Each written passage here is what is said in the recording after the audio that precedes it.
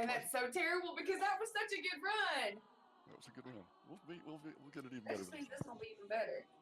Oh my goodness. Okay. Oh my God. Take two. Take one wasn't recorded because somebody didn't hit the button. I'm terrible. I'm awful. Oh my goodness, I suck. That was a good run too. It was. Okay. Here we go. We need outtakes because that makes people laugh. So I thought that'll all make everybody laugh. I know it is chopping the top of my head off, and I'm trying to. I don't know if the camera just like goes down slowly or. I've watched some other videos, and when that happens, it's not too bad. Okay. We may have to make you a blonde.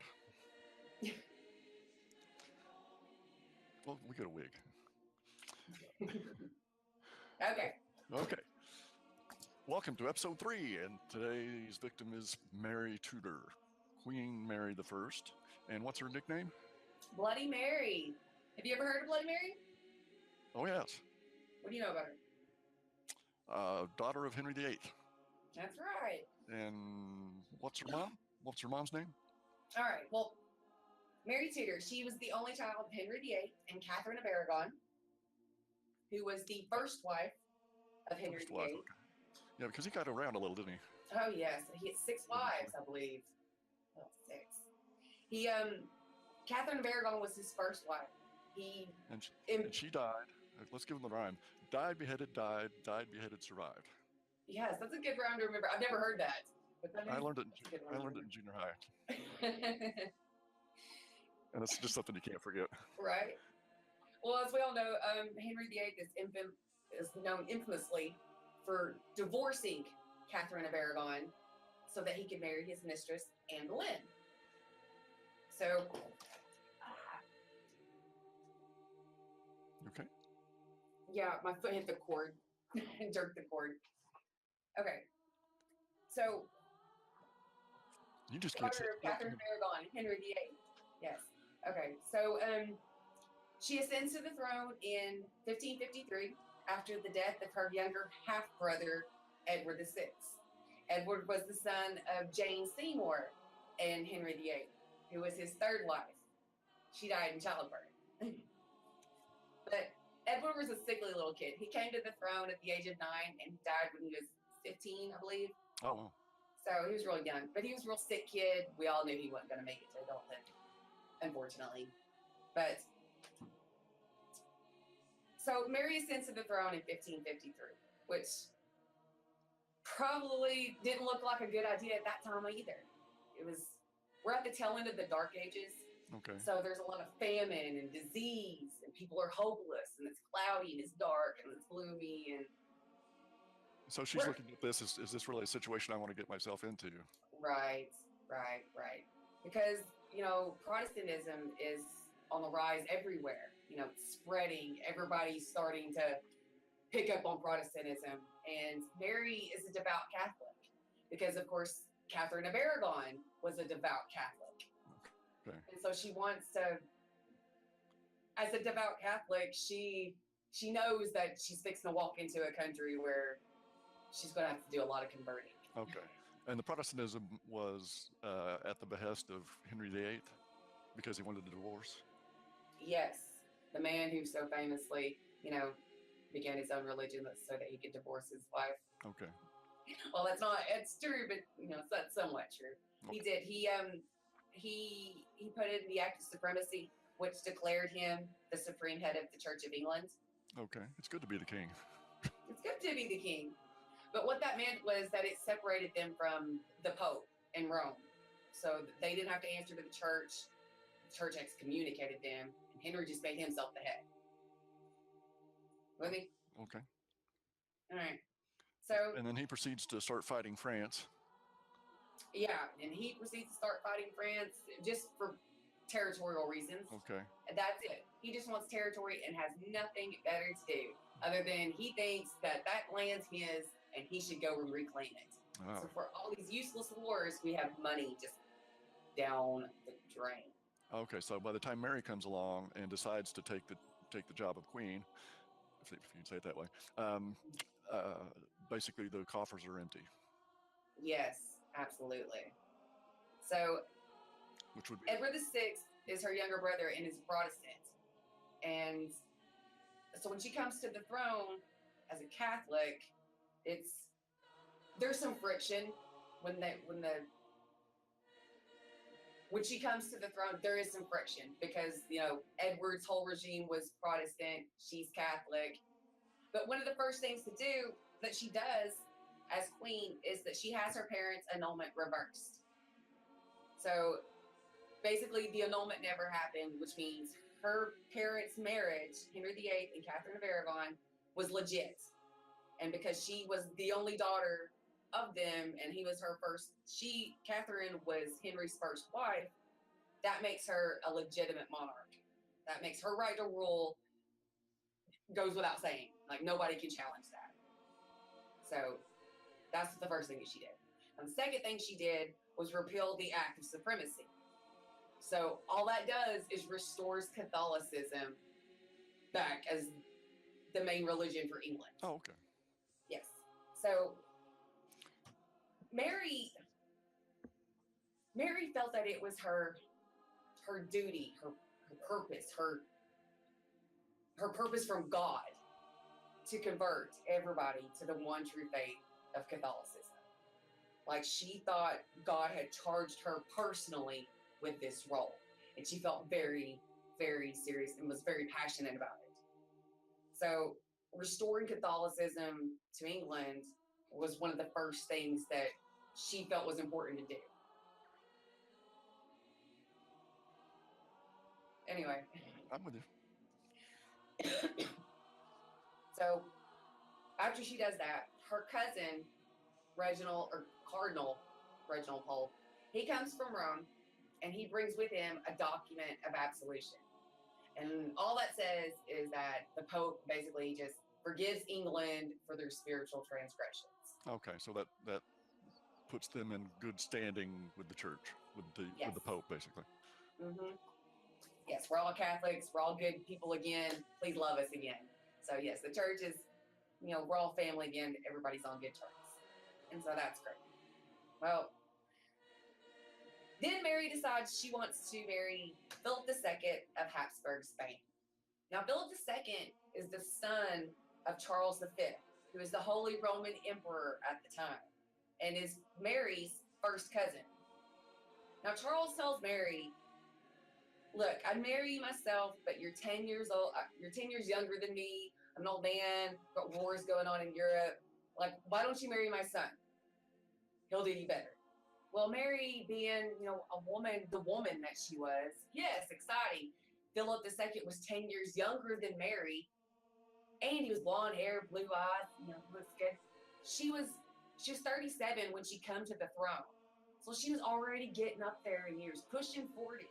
So the prospect of, a happy marriage with a loving husband and children, that was something that was a goal that she really wanted to achieve.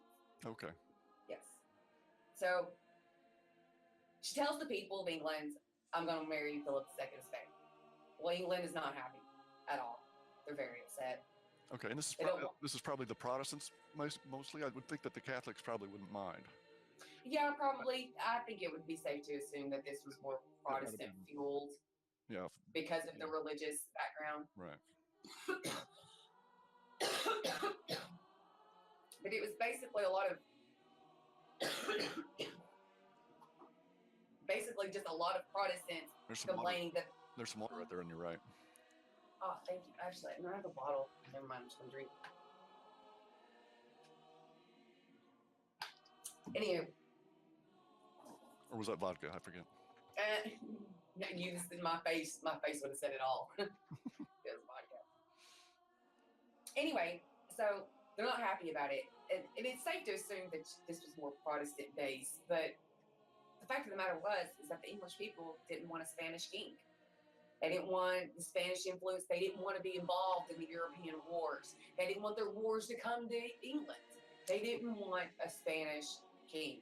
Well, it also sounded like the Habsburgs, who these Spanish kings are, they were in good standing. Their coffers weren't empty. and so Oh, absolutely. they had power. Hmm. While Yes. while most of the people in England probably had already figured out that they didn't have a lot of power, Hmm. and so now a dominating force is coming into the country. Oh, yes, absolutely. So this would strengthen ties with England. I mean, this would mean a bigger army for England. This would mean money for England. This would mean, we can do things. So, so yeah, it's right in the fact that politically speaking, this was a great match for England. I mean, this is good for England, but from a Protestant perspective of not wanting a Spanish king or a Catholic king for that matter, I can see why they would be a little upset. Sure. But in January of 1554, all these people who are upset about this, all these English people who are upset, they get together and they decide they're going to do 4 uprisings, all in January of 1554. So they get together and they're all like, all right, they're never going to expect us to like do it all on the same day. So let's all just break out on the same day. We'll do this big uprising, and then the troops won't know where to go or which way to go or who to get first. So that sounds like a great idea. So we'll all do this, we'll all plan it all on the same day, and blah, blah, blah. Well, Mary gets wind of this little plot. And there's a crowd that is gathered at the gates of London. And so she steps out on the balcony to address her people. And she tells her people, basically, I would never do anything to hurt England. My marriage is only to benefit us. What I do is beneficial for England all around, for me, for you, for all of our people. Now, you swore an oath to protect me as your queen. Now, I don't fear these people, and neither should you. Well, the crowd goes wild. They love it. They roar. Next thing you know, 20,000 people have gathered around to defend the queen and her city. And so, they've all gathered around, and they do. Like, all the uprisings are put down, blah, blah, blah. Like, everybody's quiet. Okay. And so basically, a local militia. yeah, big one. I should say volunteer militia, because of course England didn't have much money, so they probably didn't have much army. I don't think it takes a lot of courage to step out on that balcony and to tell your people, to convince your people. Here she is, a brand new queen. She ain't had the throne, but less than a year, just a few months. And now we've already got uprisings, but she steps out, she gets that courage, she steps out, she addresses her people, and then to her surprise, they love her for it. That's great. And I think that says,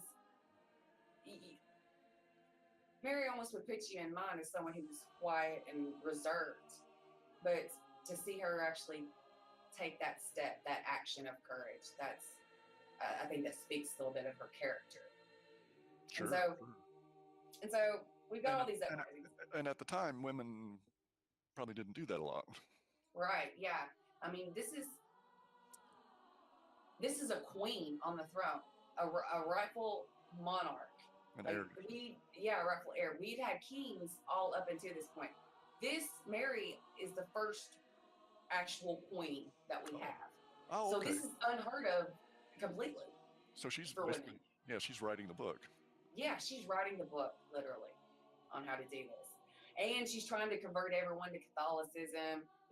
She's got things that she wants to do.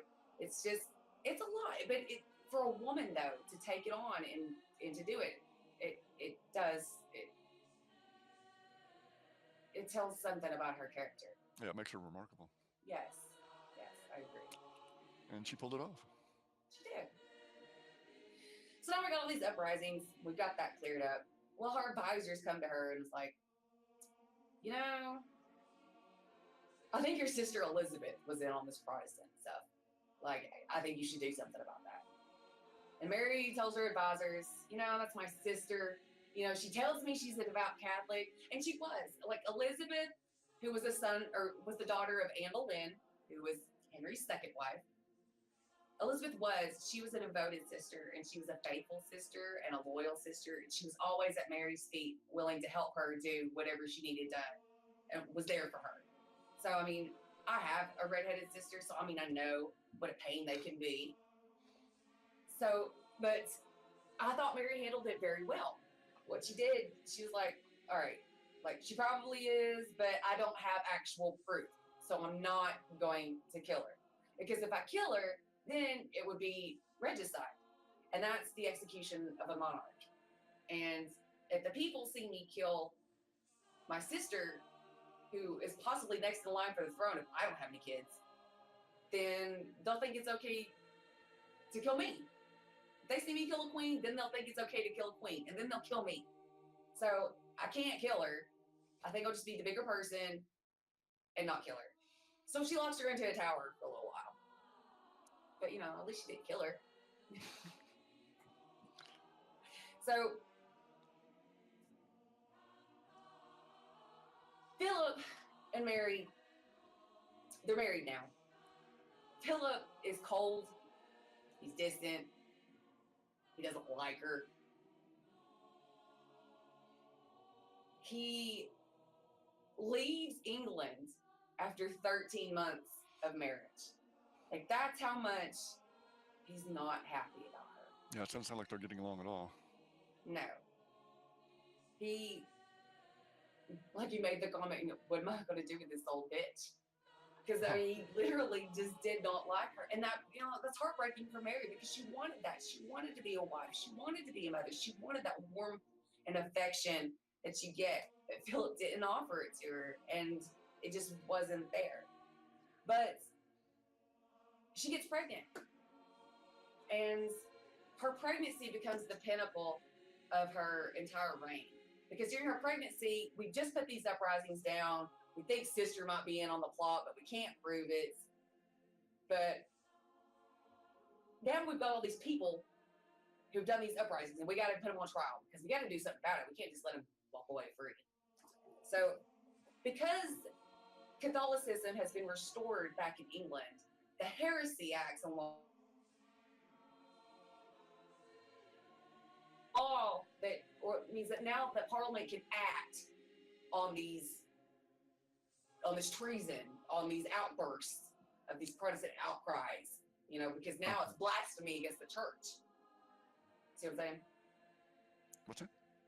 I thought you said something. Nope. Anyway, so now Parliament can act on it because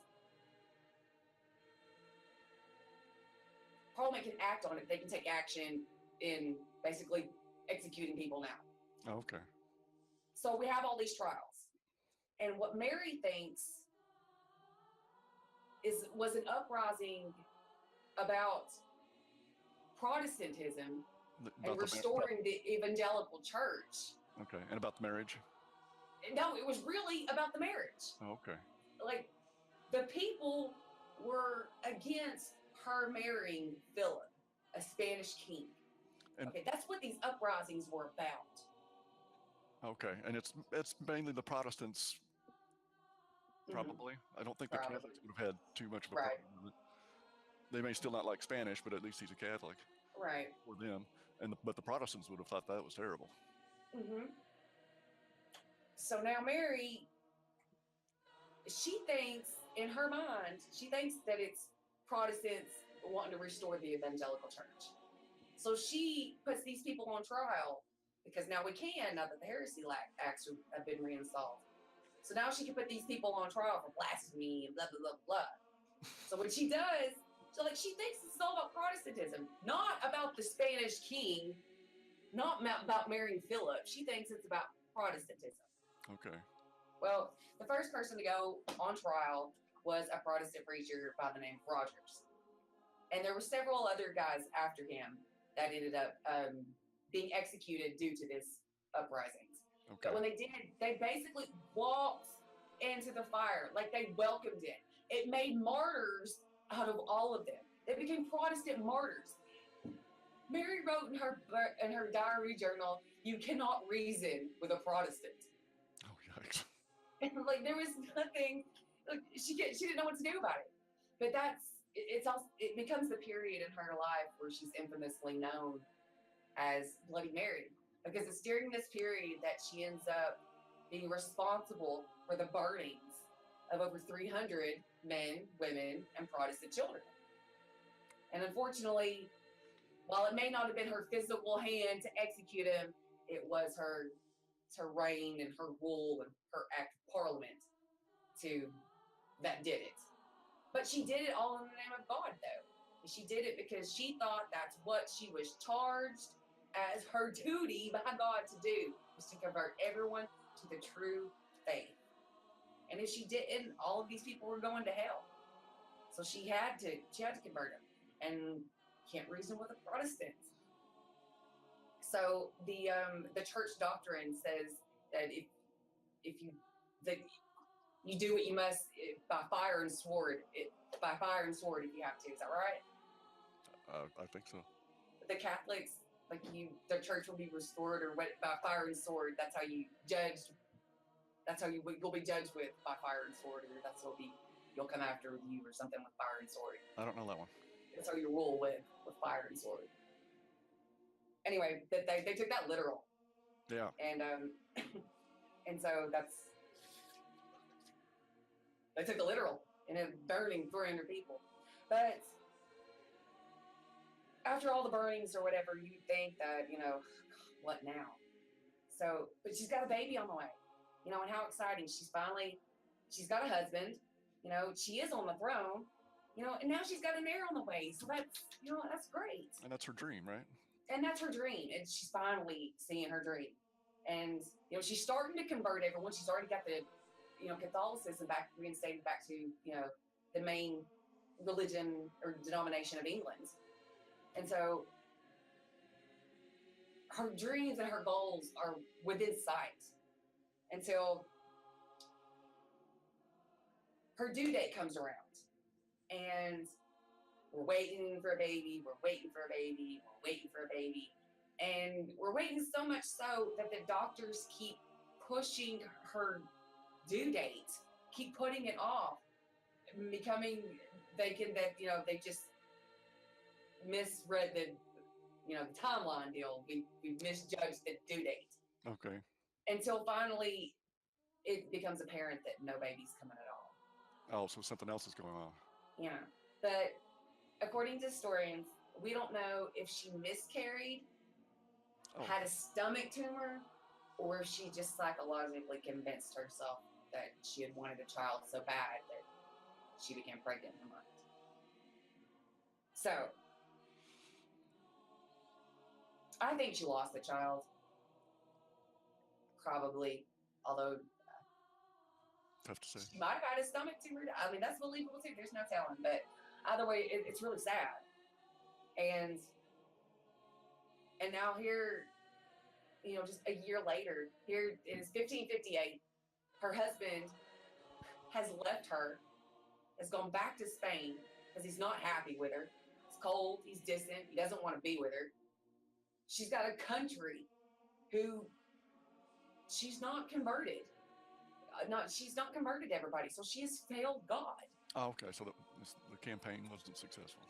Yeah, the campaign was not successful because not everybody converted to Catholicism in England. So she's failed God, and now she's childless. Just no child. And here it is, November 1558, and she dies quietly on her deathbed while listening to Mass.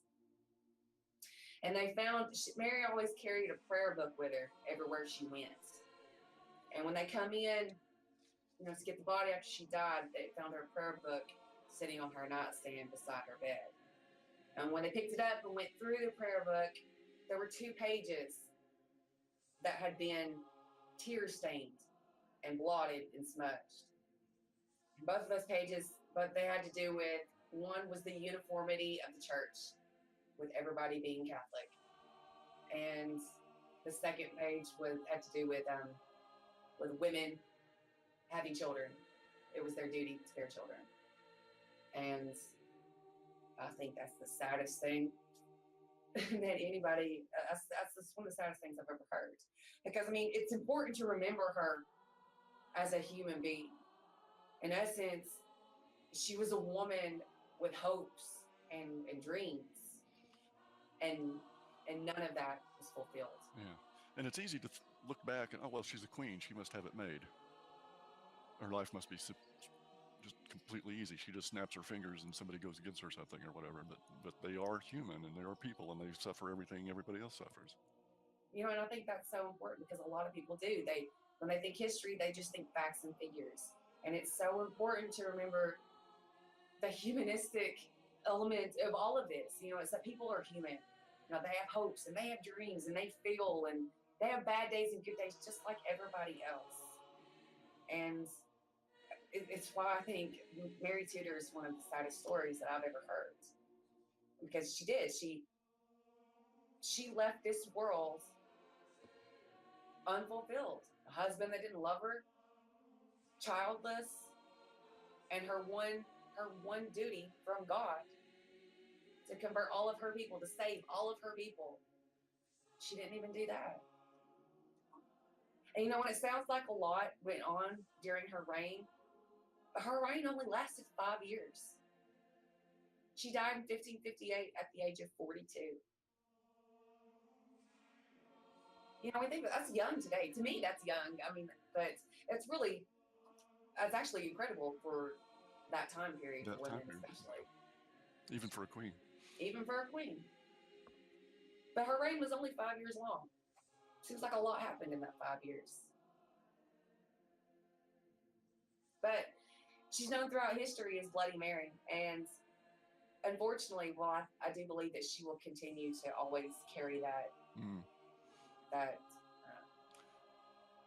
that nickname. Yeah, and she probably carried that nickname while she was alive too. That may have started then. It may not be a new right. But I think it's sad, and I think there's just another side, there's a story to Mary that people should know before they, I guess, judge her like that. That sound good? But that's Mary Tudor. That's Mary Tudor. I want to go back to Ascends the Throne, and I want to talk about manorialism. Okay. So just go back to Ascends the Throne. Okay. Let's have a bigger silence here so it separates it.